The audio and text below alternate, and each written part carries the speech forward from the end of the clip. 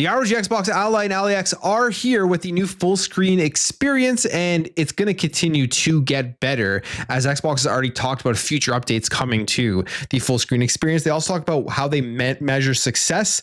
What is the main thing that Xbox does look at here? It's what we've already known and what they talk about. Battlefield 6, insanely successful. Now we have official numbers here from EA. It is doing very, very good. It is challenging Call of Duty for sure now. So pretty cool stuff there. So we have that and a couple of other things here. More information about the next Xbox console, potentially where it's going to be manufactured. So we'll get into all of it. But before we do, hit the like, subscribe, share, all of that is great stuff. But for now, let's get into the news.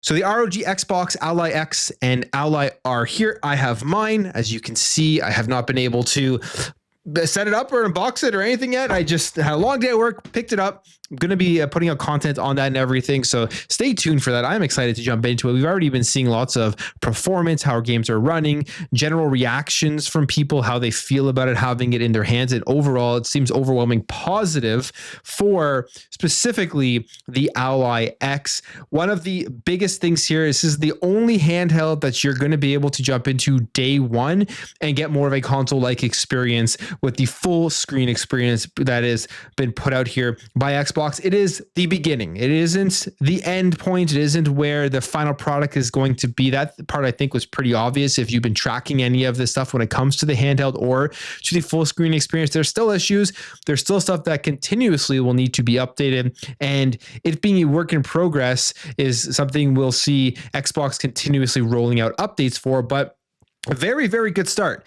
And Xbox knows that they need to continue to bring more updates to the ROG Xbox Ally and the Ally X. And they've already teased here that there will be more coming fast and furious in late 2025 and in early 2026, which will just make these products better than they are right now. They say this in the coming weeks, Xbox Ally players can look forward to previewing the default game profiles, a new feature that balances frame rate and energy used for select titles to give players smooth, enjoyable gameplay while extending battery life.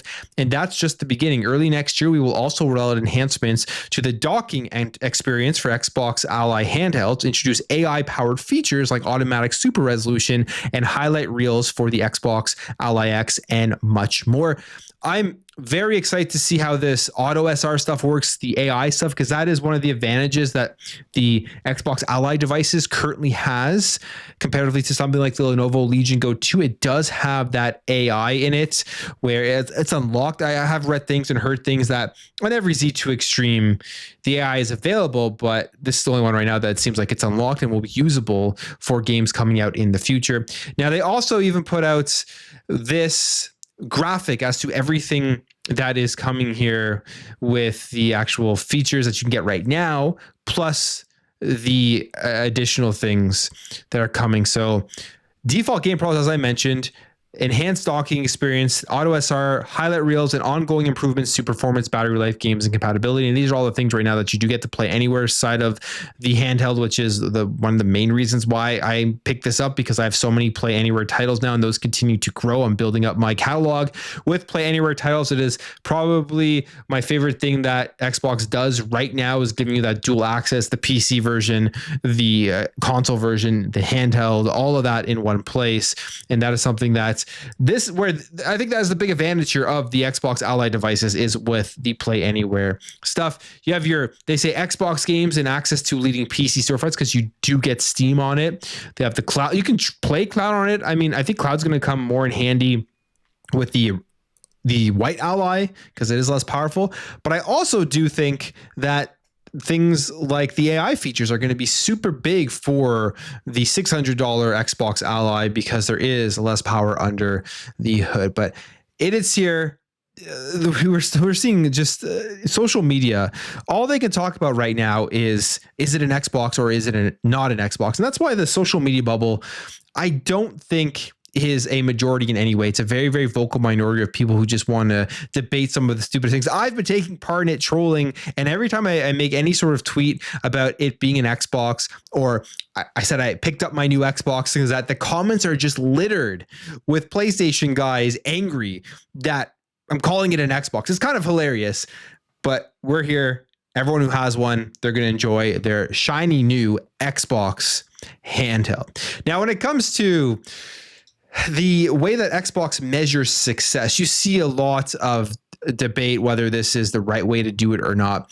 But you're even seeing PlayStation take up these ways of measuring success, and that is player engagement. How long do people spend within the ecosystem? Something like the Xbox ROG handhelds are going to increase the player engagement, are going to increase the time that people stay within the Xbox ecosystem. The full screen experience will as well, because even if you're launching a Steam game, a lot of people are still going to be doing it from their Xbox app. So they're still kind of integrated into the Xbox ecosystem, which increases the chance that they interact and purchase things through it. And I think that's the goal here for Xbox by doing all of this stuff. But they do talk about here what they define success. And they say how much time players spend on the platform. Specifically here, we have this. It says, in setting up the ROG Xbox Ally and what its launch means for Microsoft, Team Grooming says that we define success by how much players choose to spend with us. They say at Xbox, we define success by how much time players choose to spend with us, and the Xbox Ally handhelds are designed to make that time more seamless, flexible, and fun than ever before. Your Xbox experience travels with you, your library, your progression, your friends, and your achievements. And for the first time ever, you can play more of your games with Xbox, including those from leading Windows PC storefronts all in one place, whether you're playing locally or streaming from your console or the cloud. It's all right there, ready when you are. And when you take a look at the strategy behind this, this is an Xbox campaign, as a lot of people confuse and pissed off, and they don't like it, and they think it's a bad marketing campaign. I am of the opinion that this is an Xbox campaign, and the way that they've actually marketed the Xbox Ally, if you remove yourself from the social media bubble, way more people have been talking about Xbox recently because of this marketing. And the person who does not care about the console wars, the person who doesn't care about the exclusives and all of those types of things, they're going to see a lot of people talking about Xbox in more ways than ever before because of all the devices that they are calling an Xbox. And that will generally get more people spending time on that ecosystem, thinking that they're spending time within the ecosystem, checking out the storefronts and all of those things. And putting out a handheld like this, even from a third party, is just that expansion of what they are trying to do. So I do see a lot more of these styles of devices coming out from Asus. Potentially they go into partnerships with companies like Lenovo, and they put more handhelds, they put more consoles, they put anything that you can put this Xbox experience and full screen experience on, because the reality is if you are using that Xbox full screen experience to launch your games, even if they're Steam games, Epic games, or the games that you currently own with an Xbox, or you're playing Game Pass, staying within the ecosystem is their ultimate goal, because at some point that will probably turn into a paying customer. And I think that is kind of the business side as to what Xbox is looking to do here by calling everything an Xbox. It is controversial for sure.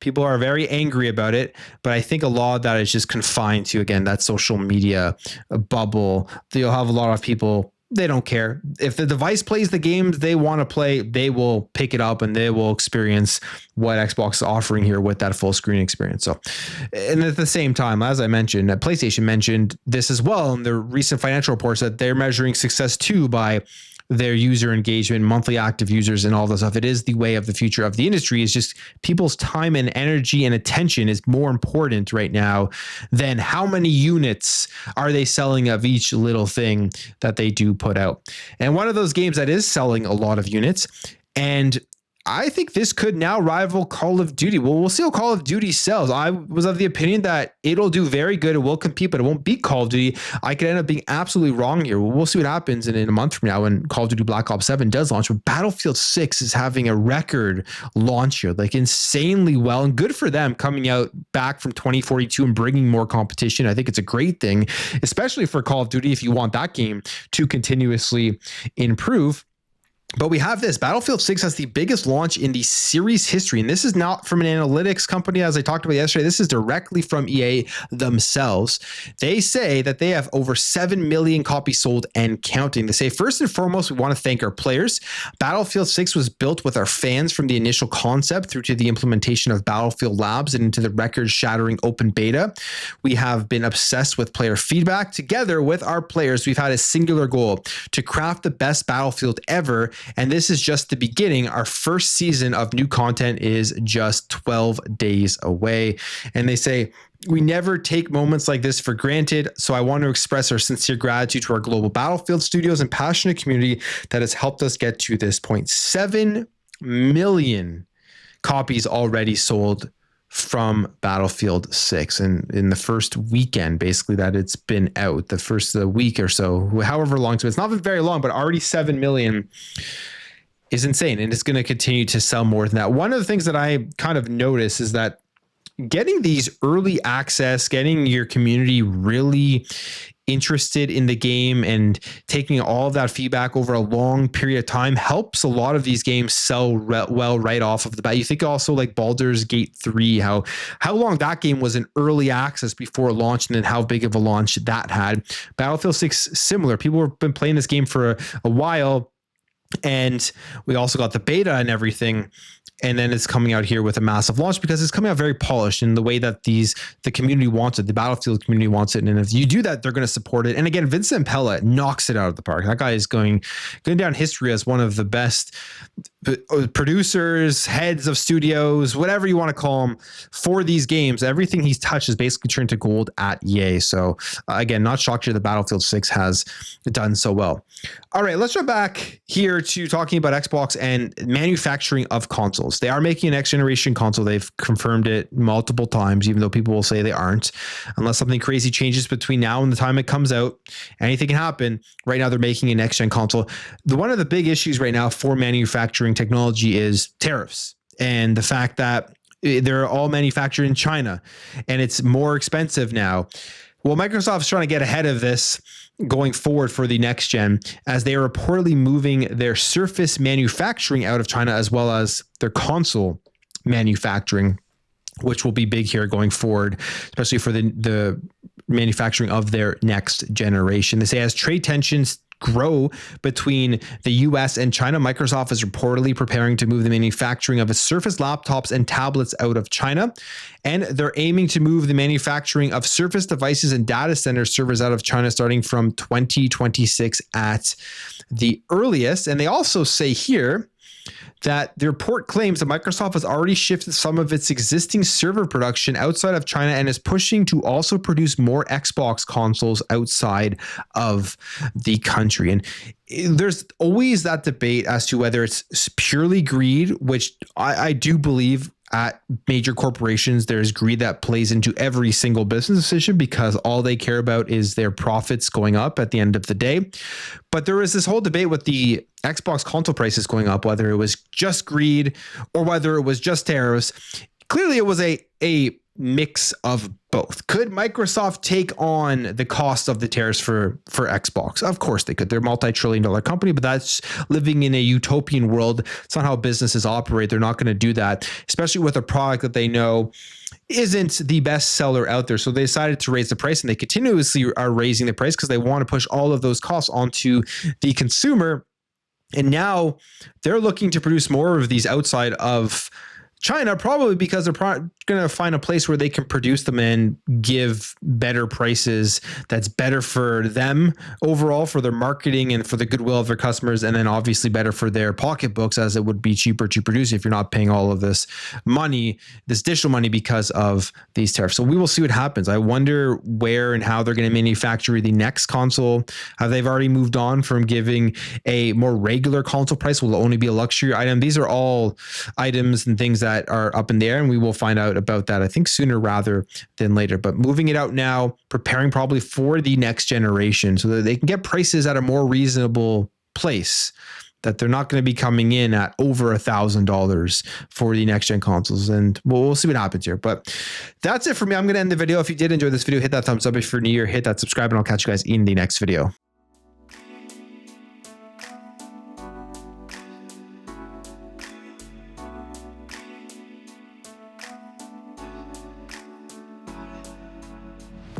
Bye.